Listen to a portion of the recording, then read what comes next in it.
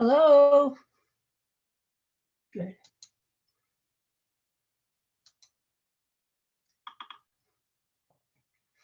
Kate. Hey.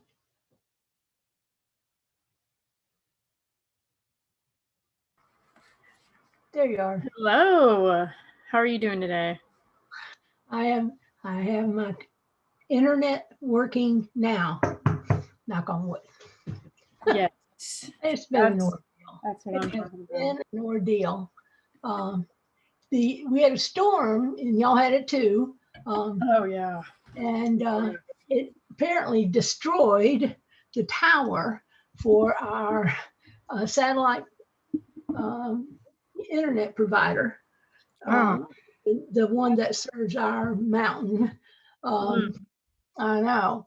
Jeez. So we had to completely rebuild it or bring in a new one. I don't know what they did, but it took them 24 hours basically to do it. And which is a lot, really. Yeah, that's not fun being without power for even an hour or so, right? You know, I have a big data plan on my phone, and so I was able to use my phone, but still I wasn't able to use my computer. And that's bad. That was bad. That's tough. Yeah, that's really hard. And my husband is my IT person, bless his heart. He hates it, but he was. So I had him down here just a little while ago fixing me up so that it worked. So everything works. Hey, Burton. Hey, Darian. Hello. Hey, Sorry. Burton. That's all right.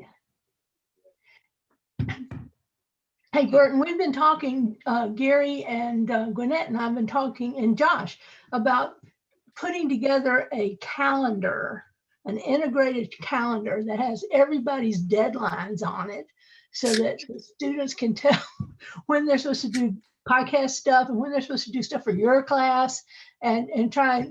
Wouldn't that be a nice thing to have? It would. For mine, it's pretty easy. It's just Sundays. Yeah. Okay. But if you could put on the calendar like what's due on Sundays, that would be helpful.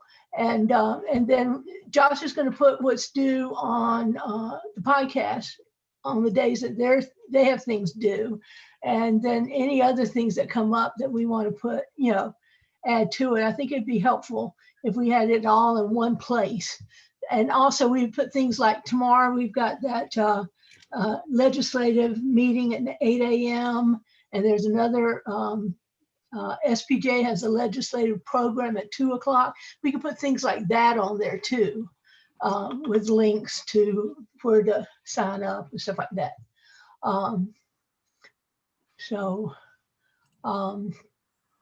Anyway, that's the idea.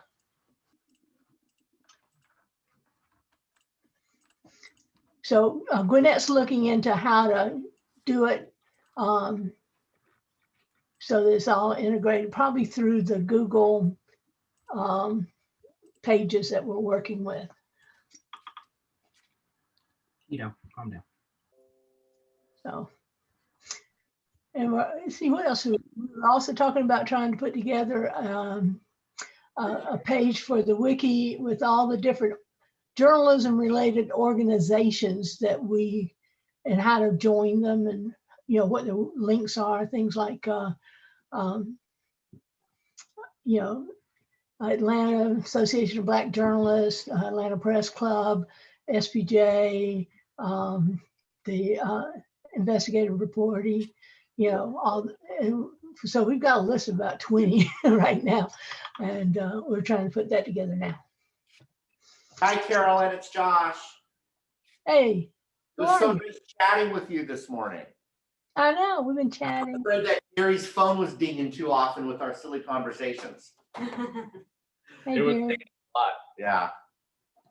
So, Carolyn, so happy to see you have internet again. Oh, I'm so happy to be on the internet.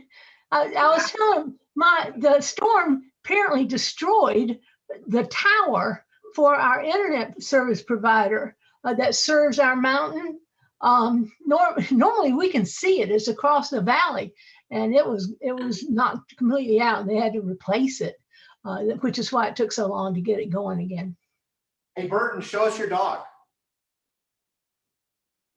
Burton froze. There Oh, he there is. you go. Oh, what a cute dog. Oh, Burton's muted. Yeah, he can't. Hey, Jason.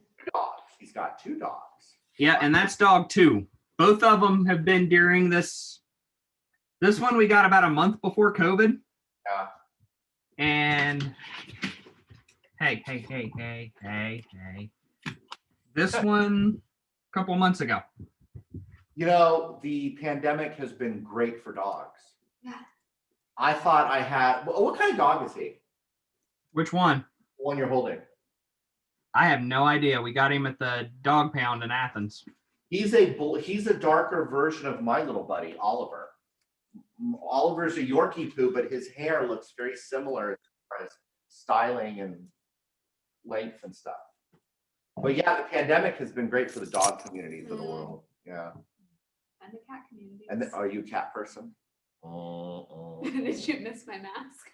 In Asheville, all the dogs were gone from all of the shelters. They were just gone. People at the beginning of the pandemic, everybody went and adopted dogs. They were, they came out. A lot of people in our neighborhood adopted dogs. They brought them. It was amazing. We had had 2 for 15 years. Oh yeah. And then within a year, both of them died. Oh, And so we waited a little while, and then we got Jasmine. And then my wife was looking for something else on the county page, and she's like, oh, I'm just going to happen to click on what dogs are for adoption. And next thing I know, she's got an appointment and sending me over to go look at Tito here. Tito, is that his name? Yep. Is that for Tito Jackson? I have no idea. He was named at the pound, and he responded to it, so we kept it. that's it. Yeah. Good vodka. Tito's vodka. I mean, it could be based on Callie and Tito's here in Athens. I don't know. Tito Puente, maybe they're a music fan. Maybe. Well, welcome everybody to our meeting. Thank you all for showing up here promptly. We have a packed schedule this afternoon. I am going to be short-lived on this meeting because I have a meeting with the dean in 29 minutes. So the good thing is Dr. Carlson has probably a semester's worth of legislative lessons to drop on you today. So I hope your brains are ready to absorb some serious 101 Georgia General Assembly. But before we do that, Dr. Azriel has some agenda items he would like to address, and then maybe we pass off to Dr. Speakman quickly to talk about his class's progress, and then we can jump into Dr. Carlson's work. Gary, before you go, who is running the Zoom? Because when it comes to me, I'm going to need to share my screen. And You know what? I want to be able to tell you. I wonder how you do that. Let's see, multiple participants can share. Advanced sharing options. Hold on. All participants can share, so you should already be allowed to do that. Okay.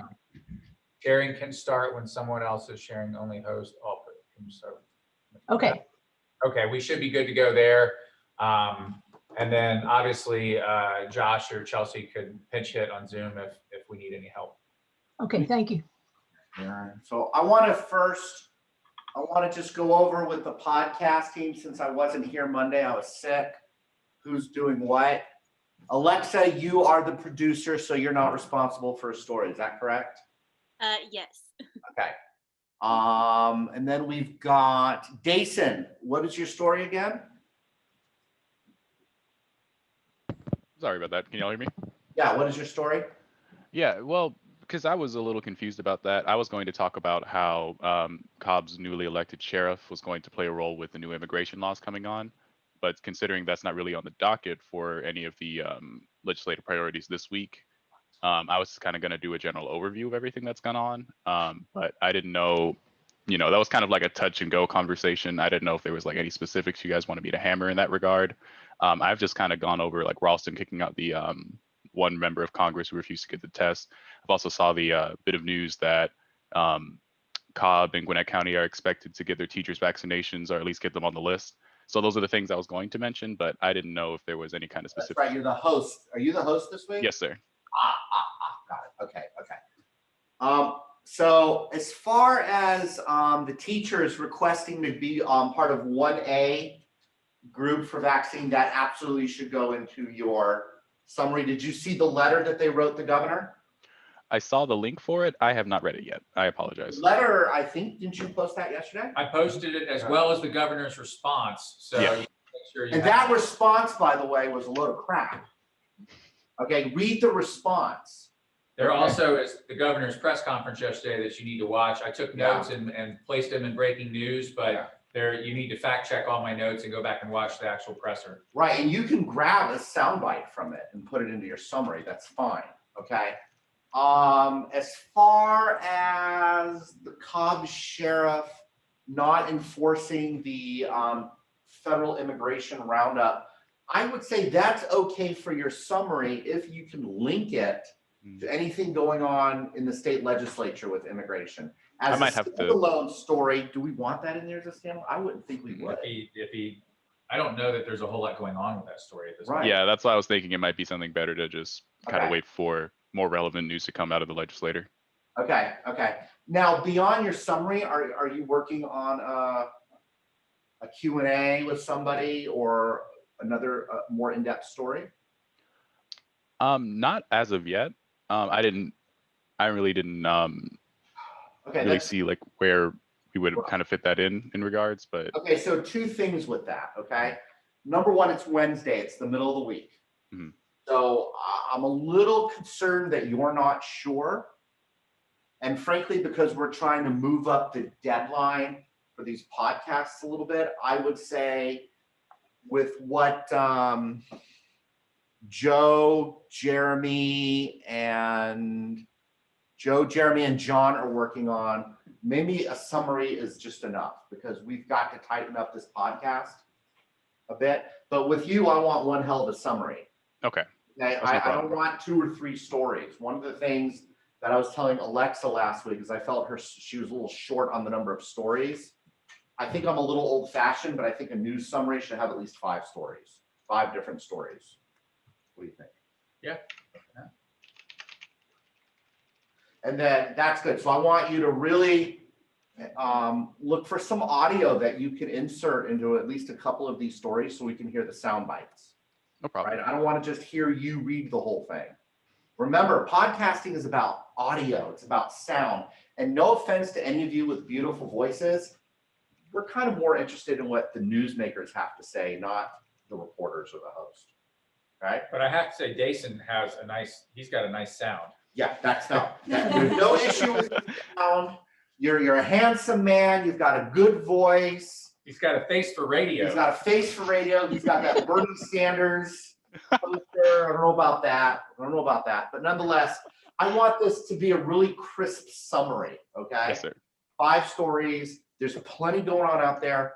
For example, with the ongoing vaccination story, there's pressure by the teachers to be vaccinated. And part of what the governor is saying is, I need more vaccinations. And then the president of the United States says, hey, I just ordered 200 million more vaccines yesterday. So there's plenty for a news summary. And he actually got 20,000 more from the White House. So he's up to, Kemp's getting 146,000 per week. And they only have 56.6% vaccines given. So all that data is out there, and we've been dropping so much information in the Slack channels. If y'all are not paying attention to those, that data and those links are there to help you with your reporting. Right. Yesterday, I dropped in 2 or 3 stories. Okay. And I'm not going to ask you if you're actually keeping up with what Carolyn, Professor Green, and I are dropping in, but if you're not, keep up with it. We're not just doing that to impress you. We're doing that to help you. No, that's there for you. That's there for you. Okay. All right. Very good. So let's see how you do with just a tight focus on the summary this week. Okay. With some audio. Yes, sir. Jeremy, you're on the call, right? Yes. Yeah, I'm here.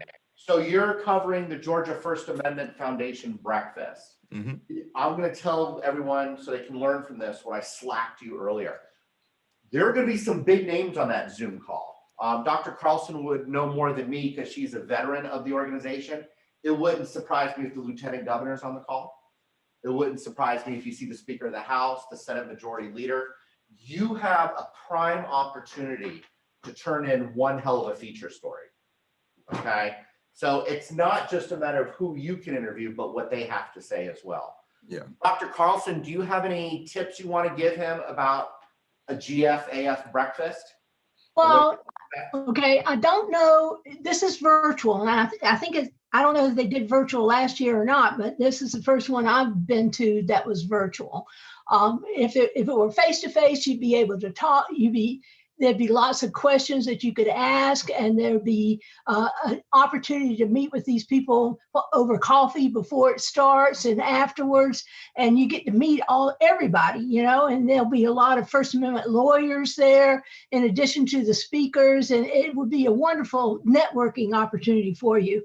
But because it's virtual, all that's lost, and it's a shame because it's really a great opportunity for you. So how much questions from the audience they're going to take, I just don't know. I liked your questions. Hold on to them. You may get an opportunity to ask some of them. Some of those questions might be asked by other people. Just, you know, listen and pay attention. They did say that they were going to post the video of the virtual meeting on the GFAF website afterwards. So you don't necessarily have to record it. But for the podcast purposes, you should, only because I don't know how long it's going to take them to get it on the website. And if you're relying on theirs, it may be too late. Well, Carolyn, For our purposes. standard operating procedure is we record audio for all videos. Yeah, you should. Now, I will say that the 4 people who are on the panel are not the senior people that we normally get, frankly. Like the legislature they have, normally they get the chairman of the Judiciary Committee, which is a big deal. But this time they've got some guy I've never even heard of. He just got elected last time. So I don't know how much he's going to know about what's going on, but we'll see. But normally the people in the audience know as much, if not more, than the people on the panel. So it's usually a good give and take discussion because of that. So for you just listen and see what happens. But they will have a pretty good outline of some of the issues. And frankly, Lisa Cupid, who is the Cobb County Commission Chair, she will know more about what's going on as far as access to local government meetings and records of anybody in the state. And so she's very articulate too. And so you'll get some good quotes from her as well. So that's all I can think of right off the bat. Do you have any questions? No, not at the moment. I think I'm pretty prepared for it. I have my questions lined up. I'm going to record the entire audio from the entire meeting. It should only be an hour long, right? Oh yeah, I'm sure that's all it ever is. So yeah. They'll cut it off. Do you think I'll be able to maybe call one of the panelists later on in the afternoon for an interview? Okay. Yeah, probably. I have phone. I think I gave you some phone numbers. I think I posted phone numbers for some of the contacts. In fact, I know I did on the, I think, general channel. So go scroll back and see. Okay. Okay. What I was going to say, Jeremy, is depending on how they're doing the Zoom, if you're able to, like I'm looking at right now and I can see all the participants, if you're able to see all the participants, sometimes you can, through these Zoom kind of calls, you can message them directly on the Zoom. Yeah. So you can always introduce yourself as a reporter for Fresh Take Georgia at KSU and see if you can set up an interview real quickly right afterwards. Try and use the mobile virtual experience to your advantage. Okay. Yeah, using the chat feature. Yeah, and my guess is that, you know, the crux of the breakfast will be a review of legislation that's being talked about that could expand or further erode access to public records and meetings. Okay, that should be the gist of it. But you never know. You never know. You never know. I don't know that they're going to be pushing any particular bill advocating for it. Most of the time, they're simply doing defense. You know, they're afraid something's going to come up that they're going to have to fight.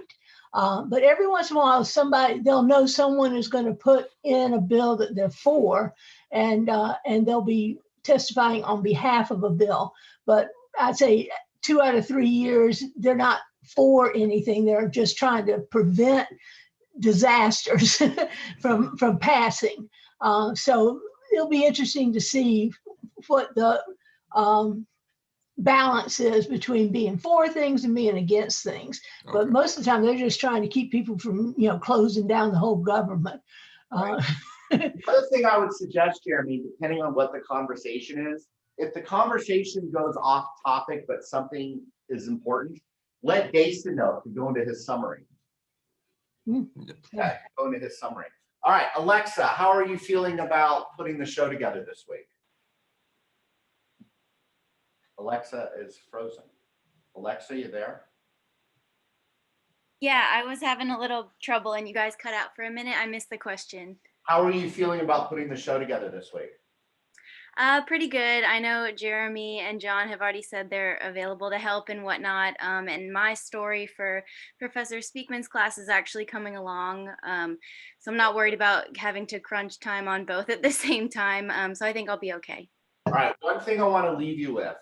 Mm-hmm. The podcast does not have to be super long. I think last week we were at 16 minutes. Okay. We're not looking to break records for length. What we're doing is for crisp, sharp, solid reporting, okay? Mm-hmm. All right, we write the rules. And so the rule is it doesn't have to be super duper long. We just want a solid show, okay? Okay. But I think that's everything on my end. The last thing I want to say is I heard through a little bird out there that Monday's pitch meeting was not as strong as it could be. So when you come in next Monday, I want to hear stronger pitches. What we should not hear is, I want to do an immigration story, or I want to do a voting story. It needs to be more specific. I mean, all the resources we've given you through Slack, you can easily spend 1 hour on the weekend researching a topic and seeing if there's something there, so that come Monday morning, you should be able to give us the who, what, where, why, and how, and prospective interviews, okay? So I'm going to be really coming in with both ears open Monday for a sharp, crisp pitch, because that's going to help you when you get into the professional newsroom, right? We just don't want to hear, oh, I want to do something about democracy. That's not going to work, okay? I'm going to do some journalism this week. Yeah, we don't want to hear that. We want to know what kind of journalism you're going to do, okay? With that, Professor Speakman, is there anything you want to say to your students? For my students, I'm hoping they're moving forward. I do know what at least most of them are writing about because they've talked to me. Addison, I believe you're heading to the Capitol. What day is it? Is he here? Oh, yeah. Tomorrow. Okay, I thought I knew it had to be one of the later days this week. I just couldn't tell which one from the chat. So Yeah. I want to make sure, is everybody feeling good? They confident they're going to get what they need to done at this point? Because we're going to see, I'm going to see a whole lot of content coming in Sunday or earlier. What's your deadline, Burton? It's the end of the day Sunday. And so you expect to have published drafts sometime next week? That's up to them and how much I have to give them feedback, isn't it? My hope is that these are clean enough that I can send them off to Carolyn to rip them apart pretty quickly, or whoever is in the next stage of the editing process. But Burton, should I be looking for stories on Monday morning then? if they're good, yeah, that we could see a Okay. couple of them as soon as Monday morning. Okay, I'm looking forward to that. I would say, Gwinnett, we can have a different conversation with Kelly and Tian when she gets here to talk about production of some of that. But let's keep in the back of our mind that in the next week to 2 weeks, we're going to start seeing some digital stories that we're going to want to start sharing and getting posted in places. I know that the website's got some development still ongoing, et cetera, but that'll be exciting when we can start pushing more than just one podcast out a week to our nascent audience, but actually some digital stories as well. And then that will help me continue conversations with our publishing partners of like, now we actually have some content for you to consider, and I can share those with them. So the only other thing I want to say before I hand off to Carolyn is particularly the host of the podcast.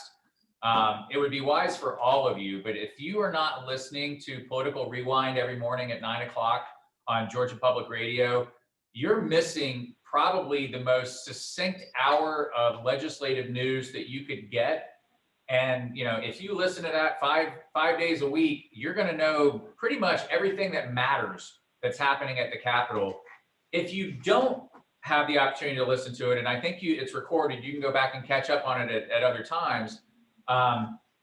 You're going to be responsible to know everything that is discussed in that podcast every day. So it's just an easy way to chime in at 9 a.m. and find out what's going on with all the movers and shakers of the Capitol.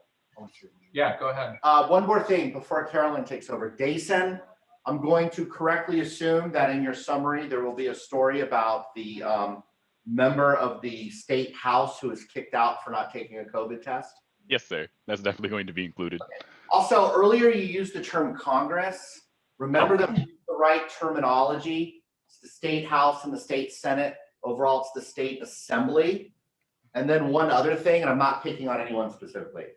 Legislator is a person. Legislature is the body that makes the laws, okay? Last week we were saying legislator when we should have said legislature. I know this is very picky, but we're at the point now in the podcast where, you know, it has to be perfect. All right, very good. All right, I'm done. Carolyn, the floor is yours. Okay, well, I was piggybacking on what he was just saying. If you missed the 9 a.m. thing, there's a 7 o'clock TV story on GPS called Lawmakers that is produced every day that the legislature is in session. And it also recaps what happened that day in the legislature. And they have a lot of, it's run by actually interns, but they have professional people editing and producing the show. So it's usually pretty professional. And because they have a lot of people on staff, they cover all of the committee meetings. And I know when I was working for the AP, I mean, the Lawmakers has been on for decades.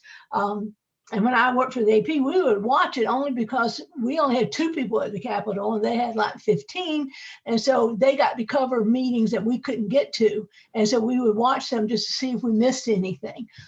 So if you don't get to the 9 a.m. rerun, be sure to at least catch the Lawmakers. Because then you'll find out, you know, what happened during the day, especially in all the obscure committee meetings that you might have.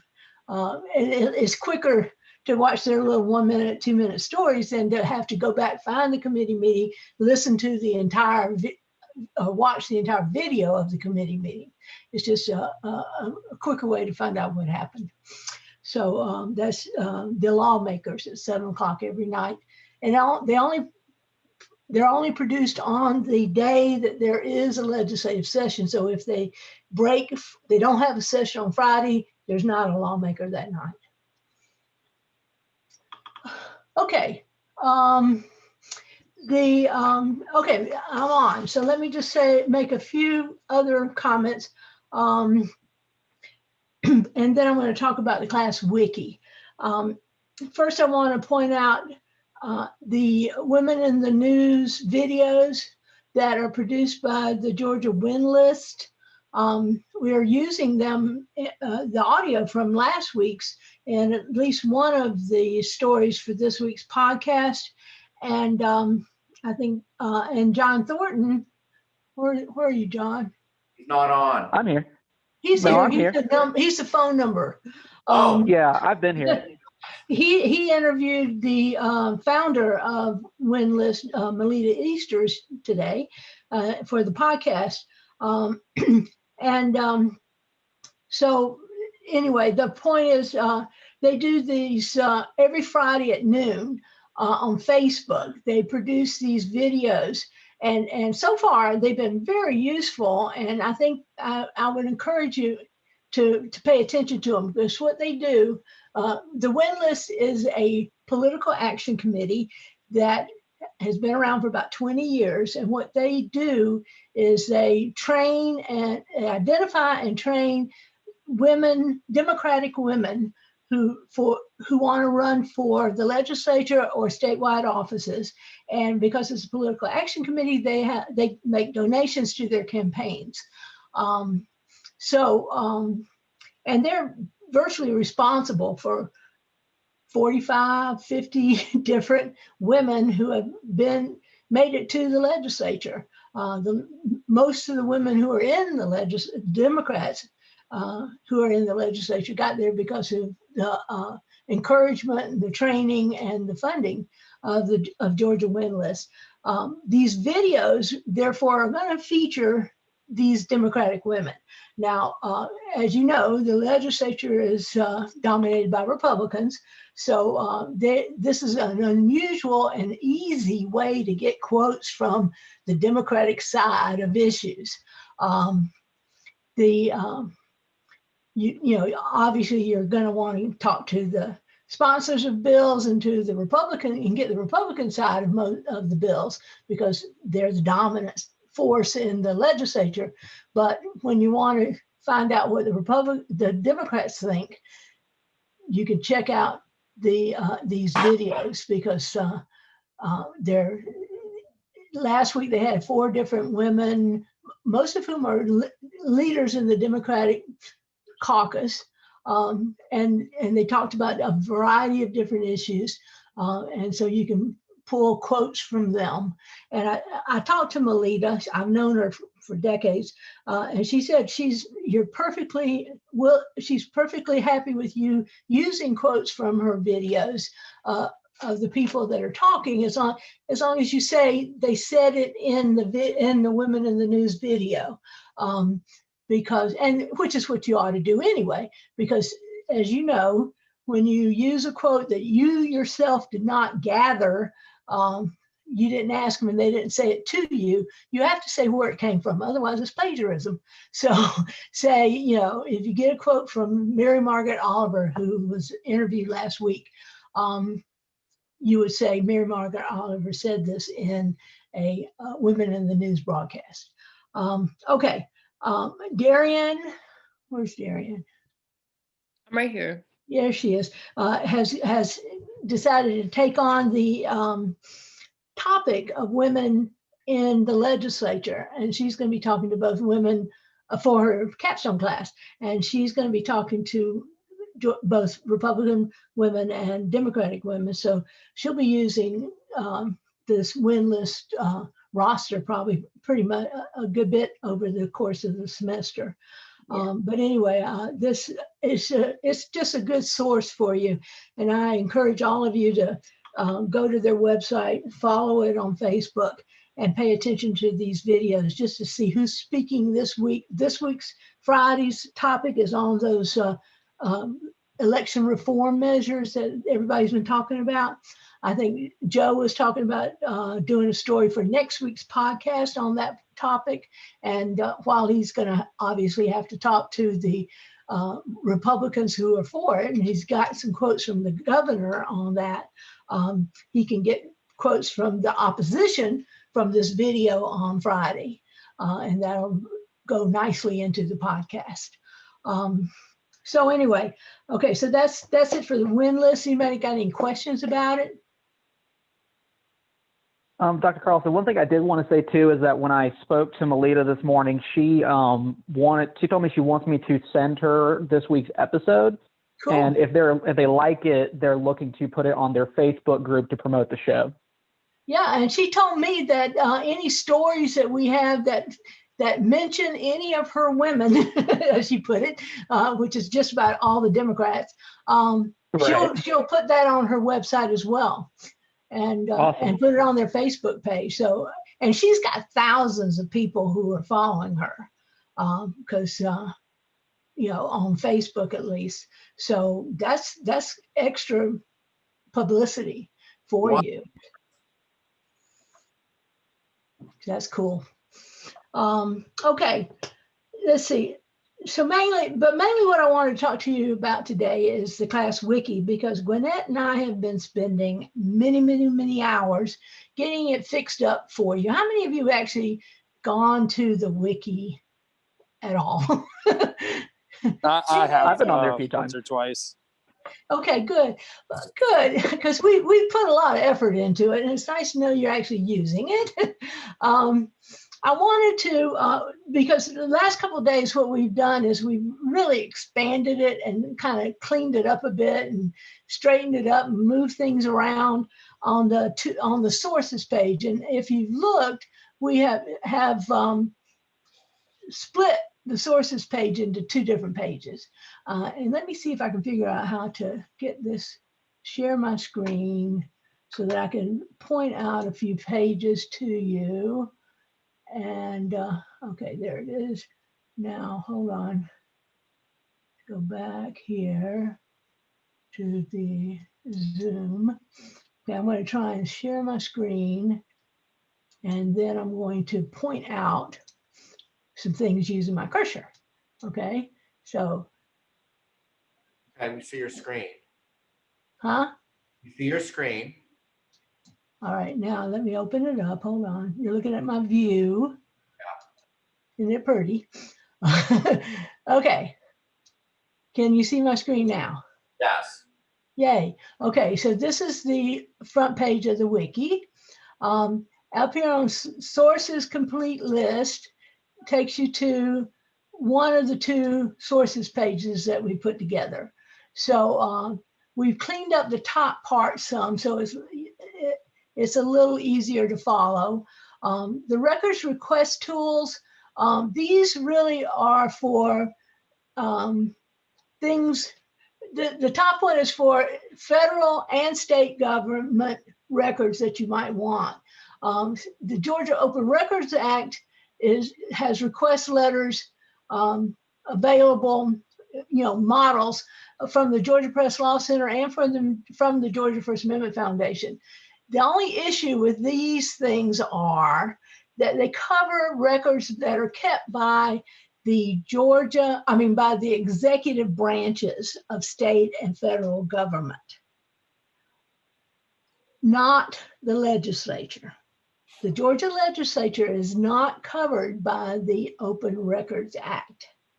So while this is all useful to you in some regards, if you're asking for something from the State Patrol or from, some government department within the executive branch, it's not going to help you if you're looking for a document that you can't find otherwise in the legislature. So just keep that in mind.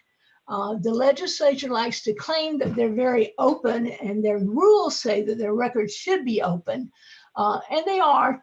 Obviously, that's what the Secretary of the Senate and the Clerk of the Courts does, is they shuffle around records that are made available to the public, most of which are online. However, there are records that they keep secret, and they ain't going to let you see it. And also, they're not subject to the Open Meetings Act, and they have their rules about the meetings, and they're all pretty much open, and they video all of them, but they have meetings that are not open, and they're not going to tell you about them. They also have meetings, they don't comply with the notice provisions of the Open Meetings law, in that they will announce a committee meeting that's going to happen 5 minutes from the time they announce it. They don't always give you a day's notice.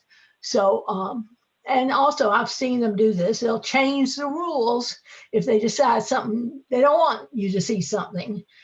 They've been known to make exceptions to the rule of openness when it's convenient to them. So that's the problem with them not being covered by the Open Meetings and Open Records Act. It's a problem. People complain about this all the time, but hey, they make the laws, and so they can make themselves not covered by the laws.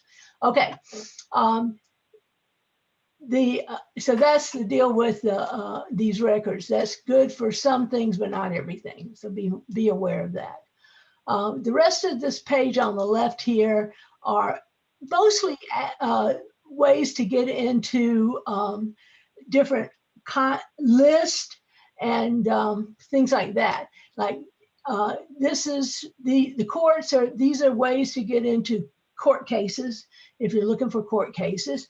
Lobbyists, these are lists of lobbyists at the federal and state levels.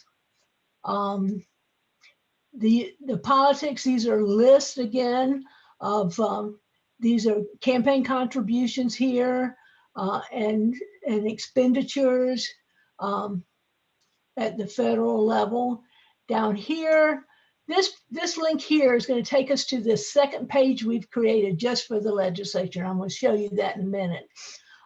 These basically are lists of people. These are the members of the legislature. The Team Georgia directory, this is the directory of everybody who works in state government, legislative and executive. If you want to find out who the leaders are in the State Patrol, for instance, you would click on this, you would go to the Department of Public Safety, and it will give you the names, the office addresses, and the email addresses, and the phone numbers of all the leaders in the Department of Public Safety.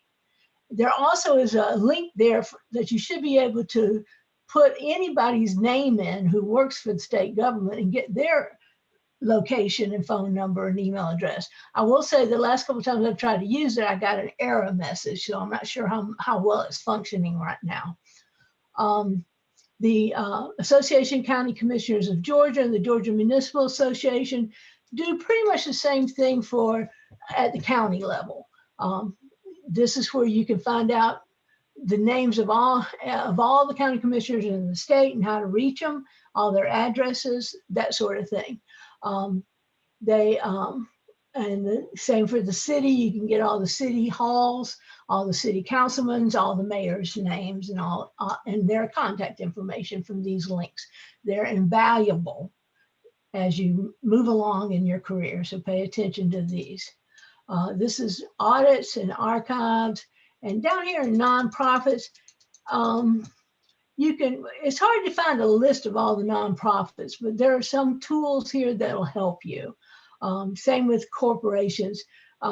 If a company was founded here in Georgia, you can find them on this list, but most companies that you run into have headquarters somewhere else.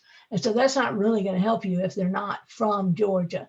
But if they are, you can find out who the principals are and that sort of thing. And here's some other links for just finding people. If you not, LinkedIn and white pages are free. Nexus, property searches, stuff like that. These are things that LexisNexis costs money. Some of them require subscriptions, some of them don't. Okay, so that's what this page is all about. It's just links to tools that you may need either now or in the future. Okay, the Georgia Legislature, and this is the link here to that page, and there's also a link over here on the right to the Georgia Legislature page. Okay, this is where you'll find all the little articles that I've been writing, explaining how all the different things work. And most of my articles, if you remember, if you looked at them, have links in them to different things in the Georgia General Assembly website and that sort of thing. So they can be very helpful. And if you haven't been reading them, you really need to be reading them. The first one here is just all the links, the shortcuts to the links on the Georgia General Assembly website that you're probably going to end up using all the time. So, if you haven't already bookmarked them on your computer, you can come here and find them, okay? Now, the articles I've been writing are down here, and I'm hoping all of you have read all the way down. The last two here are new, and I want to spend some time talking about them today. The budget hearings are over. How many of you paid any attention to the budget hearings last week? Did anybody pay any attention? Yeah, I watched quite a few hours to them, actually. Yeah, me too. Okay. I've added to this one here. Let me open it up. I've added at the bottom of it links to the archives for the budget hearings. So you can find them, and this is the agenda. So what you want to do is find out, and the reason I'm doing this is because if you have a, if you're trying to get information on a department and you can't get an interview, say, with, you know, the head of that department, you should at least go find his presentation to the Appropriations Committee to see if he talked about the issue you're writing about. And most of the presentations are like 15 minutes long, so it's not an onerous thing. Go find them on the agenda so that you're not searching for hours through the hearing. Find them which day they are, and basically who was before them, who was after them, and what time, you know, how far into the session they were, and then go to the live streaming video and see, and then track them down. If you go to the live streaming account, it looks like this, and they're all in the 341 capital. The weird thing about these live streamings is that they're organized by the room they're in. So if you're looking for a committee, you need to know where they meet. 341 is where the appropriations met. Okay, so you click on this, and it says 90. There are 90 videos in this file. And if you look here, these on the right is a list of all the committees videos they have here. Rules met here today. Appropriations met here today. And yes, a subcommittee met here yesterday. Anyway, you want the joint hearings though, from 21st to the 22nd and 20th, these are all here on the right. You see it's 3 hours, 7 hours. The 19th is 7 hours. So that's why I say you look it up in the agenda first, because you don't want to have to dig through 7 hours worth of video. Figure out where your guy was in that agenda, find the right hearing, and then fast forward to where you find, until you find that person. Their name is going to be underneath them on the video, so you'll be able to figure out if you got the right person. And then, you know, listen to them. And if they said anything useful, use it, you know? Anybody have any questions about getting to the videos? And this will be true for any of your committee meetings that you want to pay attention to, that sort of thing. That video, that link here is going to be very helpful, okay? That's your live streaming link. Okay, question at this point?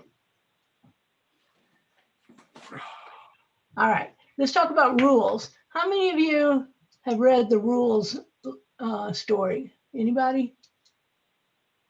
Anybody ever heard of rules? The rules calendar? Yes, I did look through it a little bit. Okay, you saw the link on the clerk of the courts and the clerk of the and the Senate, secretary of the Senate's page. Rules is kind of a weird thing that kicks in, has kicked in yesterday actually. It's a way that the legislature uses to kind of set a narrower agenda than just all the bills that are out there. The general calendar consists of all the bills that are available to be voted on. And that means they've all gone through committees and been reported back to the House or to the Senate, and they're eligible to be voted on. Well, right now there's like 4 or 5. They're not very many. But as time goes on, there's going to be dozens and dozens and dozens of these bills, and they can't, obviously they can't vote them all in any one day. And so they use the Rules Committee to kind of set some priorities and set some limits on what can be voted on any given day. And the Rules Committee is the one who decides what's going to be the agenda for the next day. Usually they meet upon adjournment. Sometimes they meet later after the committees have met that day. Sometimes they meet the morning of that day. So anytime between one session and the next, the rules committees will get together and they will look at all the bills that are eligible to be on the agenda for the next session. It's a big committee. There's usually 20, 25 people on it. And there's certain, like all the leadership is automatically on it. Each committee has at least one person on it. And then there's some other people that get appointed to it too. It's a very prestigious committee. And they go around the room and everybody gets to pick a bill one by one and nominate it to go on the calendar. And then they all vote on whether or not they want to put it on the calendar. Often they will make the sponsor of the bill get up and explain it and ask them politely to put it on the calendar. And they'll ask questions sometimes and then they'll vote on whether they want to put it on the calendar. And sometimes the sponsor will have to come back 2 or 3 meetings and explain it each time. Sometimes they'll ask them to amend it and they'll come back with a proposed amendment. It's things like that. It's very political and it's very interesting. And the sponsors have to recruit somebody on the committee to nominate their bill for the calendar. They usually have to lobby everybody on the committee to vote for it. It can be very fraught with emotion and tension, especially the further along you get. A lot of bills have been killed in Rules Committee because they couldn't get anybody to nominate it or they couldn't get enough votes to get it on the agenda. So Rules Committee can be very dramatic. And I never missed a Rules Committee meeting. They were always fun to go to. Okay, now they're doing most of them virtually, so I'm sure the drama is not nearly as good as it was when it was in person. Anyway, rules kicked in Tuesday, even though there's hardly any bills on the general calendar. And I noticed that the Senate has their Rules Committee meeting every day, but the House Committee could be meeting, but they're not, mainly because there's nothing on their general calendar for them to pick. So they're just letting the general calendar be the agenda until I guess they get enough of a volume on the general calendar so that they have to reduce it down to a more manageable size. I suspect sometime next week, after the committees have met and sent out enough bills for there to be a general calendar, the Rules Committee will start meeting and doing their thing. So anyway, it just adds a new step to the legislative process. It's not just you get it passed by committee and then it goes to the floor. It's going to be get it passed by committee, go to the Rules Committee, and then it goes to the floor. So, and once it passes on the floor, it goes to the other chamber and it gets assigned to committee. And then after it passes out of that committee, it goes back to that chamber's Rules Committee. And then it goes to that floor. So it just, like I said, it just adds another step in the legislative process.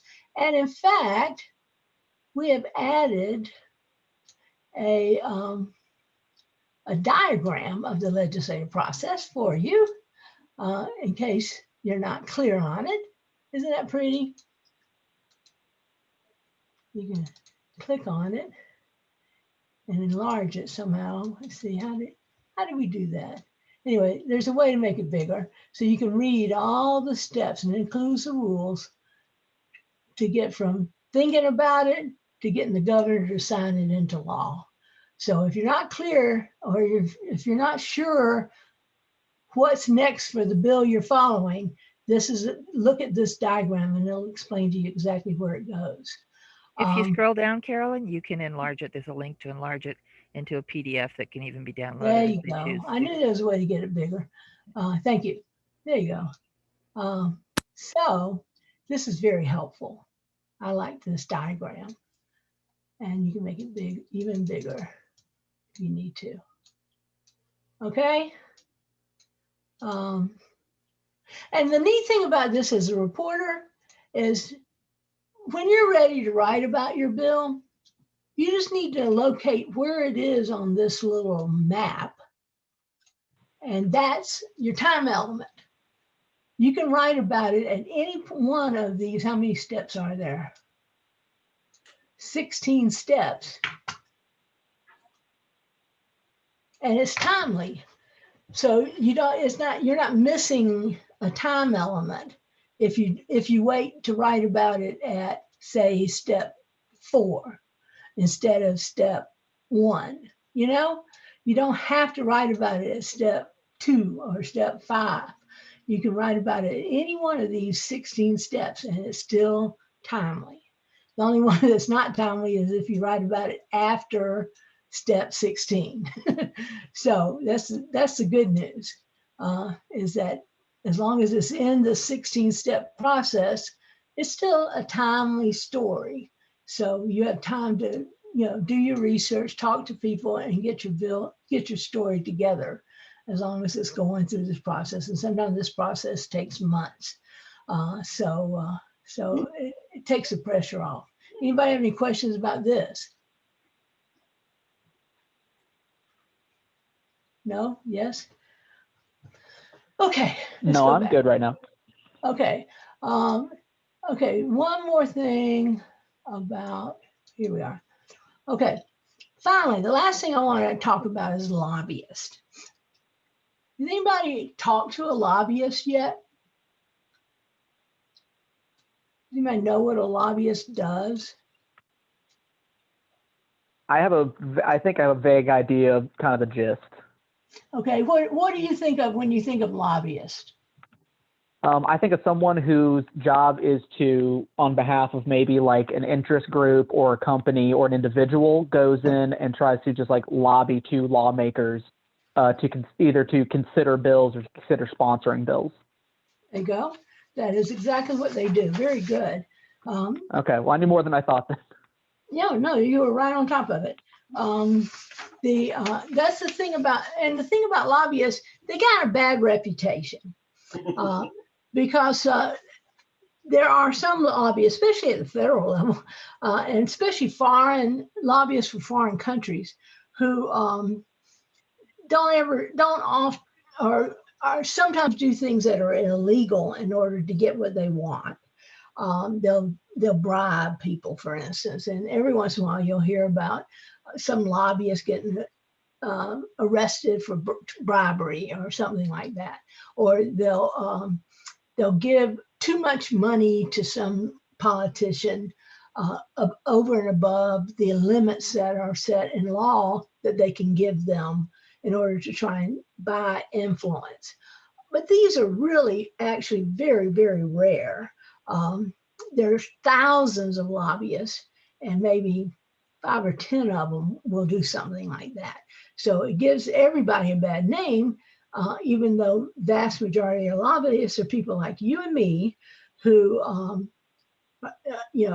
just regular people who are usually volunteering for some organization that represents them and their neighbors and their friends and family who have an interest.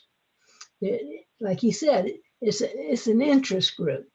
Now, sometimes they represent companies, and they're paid to do that, but most of them represent nonprofits and sometimes professional associations. They're also nonprofit, but not charities. But the point is that these people represent the people who have an interest in the bills that are going before the legislature. And so you'll see them a lot at committee meetings when bills are introduced that affect the people that they care about. And they will be the ones who often have suggested the bills to the legislators who are sponsoring them.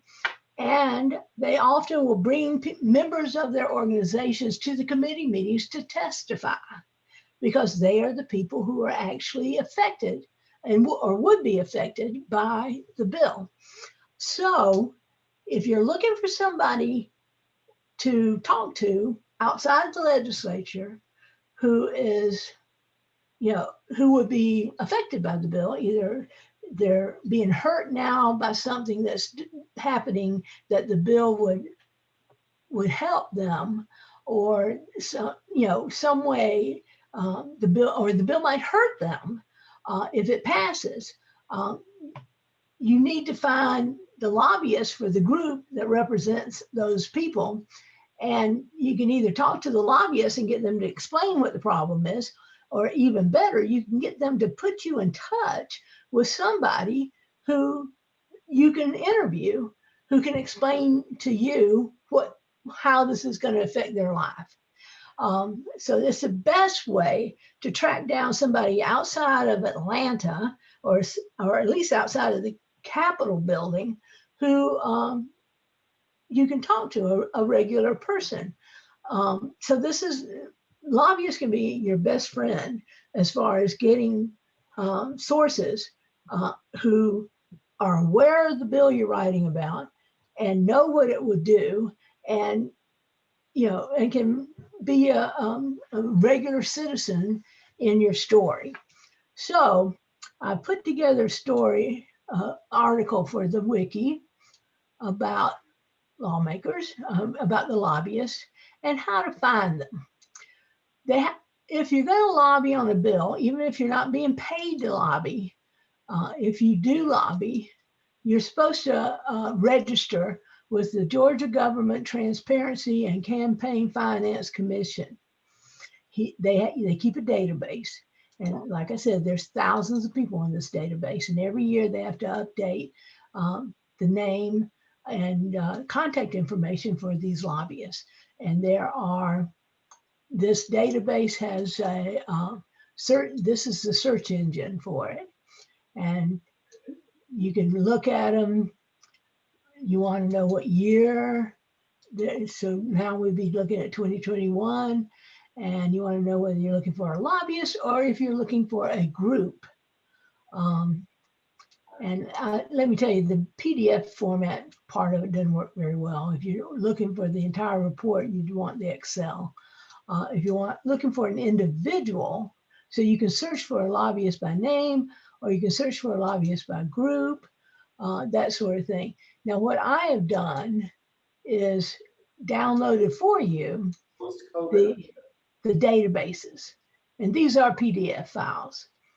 So you don't use this if you're going to search for one person, okay? But if you're just not sure who you're looking for, download these databases here and just scroll through it. Use the find search and put in the topic you're looking for, and find a group that has that word in their name, women, or my example I was using was gun control, so I just searched for gun, and I found a group that gun is name, and I thought, okay, we can call them up and get them to give us a quote, or find somebody who was a victim of gun violence, so that sort of thing. So these two databases actually are kind of a shortcut for helping you search for a lobbyist. The other way to find a lobbyist, or this Carolyn, is also, yes. Just one note. Those links lead to PDFs that can actually be searched online, so the students don't need to download them if they don't want to. Yeah, that's true. Okay, just so you know, they can do a quick search online. Yeah, and also, if this is also how you find contact information for some of these people, because a lot of these people are working out of their homes. They're not going to be in the phone book, But say you watched a committee hearing on your bill, and Joe Blow from the Society to Protect whatever testified. You got his name, but of course it was virtual and you didn't have his contact information and he's not listed in the white pages and you want to talk to him, the best, you can look him up by his name in this list and it'll have his contact information. Or you can look up the name of the group in this list and it'll have his name and contact information. If it doesn't have his name, it'll have somebody's name that you can find and track him down that way. Okay, so lobbyists can be your best friend, I'm telling you, in helping you find sources for your stories. And just okay, any backtrack, questions? Carolyn, I'm going to interrupt for a second. Just Yeah. to track off what you just said, there are lobbyists for almost every industry. In fact, Yes. the University System of Georgia has a lobbyist. Oh, sure. There's a lobbyist for the beer industry. There's a lobbyist for the liquor industry. There's a lobbyist for the cigarette industry. There's a lobbyist for fair voting rights organizations. So think very big when you think of a lobbyist. You think of a group, there could very well be a lobbyist. All right, sorry. Any cause is going to have a lobbyist. I mean, it doesn't have to be an industry. It could be just anything. Like I said, there are thousands of them. It's amazing. And when you get to the committee hearings, you'll see all of them. So take advantage of that as your conduit to possible sources. Anybody have any questions? I think it's 3 o'clock. Isn't that when we're supposed to stop? Yeah, we're trying to wrap it up by 3. Okay. Carolyn, what you and Gwinnett have done is unbelievable. Thank you for you both. I mean, I will probably be adding things as I think of it along the way. I've been trying to define different terms that you might come up with or different arcane rules that they might have that you're going to need to deal with at some point along the way. But if anything happens or you run into anything when you're reading a bill or any kind of a procedure that you don't understand, send me an email and let me know, and so that I can use that to write the next article. Addison asked me today, what is the practical advice I could give him for going to the Capitol? And I thought, okay, that's Addison, are you happy with the information I gave you? I told him where to park, where to find the credentials, and which door to go into in the Capitol. And I want to find it when they tell you where to sit, I want you to tell me that, okay? And then what I'll do is I'll do another little article for that page about where to park, where to go find your credentials, and where to go in the Capitol once you get in there, which elevator to take, and where to find the door to the place where you're supposed to sit. That's very helpful, won't it? I don't know where they're going to tell you to sit, Addison, or I would have given you that information. But when they tell you, ask them where the elevator is, because there's a couple of hidden elevators. And we'll have that next. That'll be the next one. Anything else comes up, y'all let me know and I'll be glad to help. Are there any questions for Dr. for Dr. Carlson before we go? Start using this wiki. Based on what she showed us, chances are your answer is in there. So excuse me, just one note on the wiki. This is Gwinnett. We Yes, are going to be locking it down, and so you'll have to use your credentials to get in. You'll see a login screen when you go there. And if any of you don't understand that, it's been posted a couple times in various channels, please contact me. So that will probably happen over the weekend. You'll be able to access all the pages once you're logged in. You already have all your accounts set up. So just get in touch with me if you have any troubles on that one, okay? Sorry, Gwinnett, I meant to mention that. Thank you for chiming in. Okay, I think we're done. Okay. Well, very good. So podcast team, I'm looking forward to start seeing your scripts tomorrow after you send them to either Carolyn or Gary first. Send them to both so that whoever has the time to read them can take the first shot. And then after they edit it, make the changes, then send it to me and I'll be focusing in on the broadcast writing style. And then after I make the changes, you should be good to record. All right, we're going to try that this week with the aim of next week having a bit of an earlier deadline on Friday. So we're going to experiment a little bit. Any last questions before we go? Okay, you all have a great afternoon, okay? Bye-bye, everybody. Bye. Thank you. Y'all take care.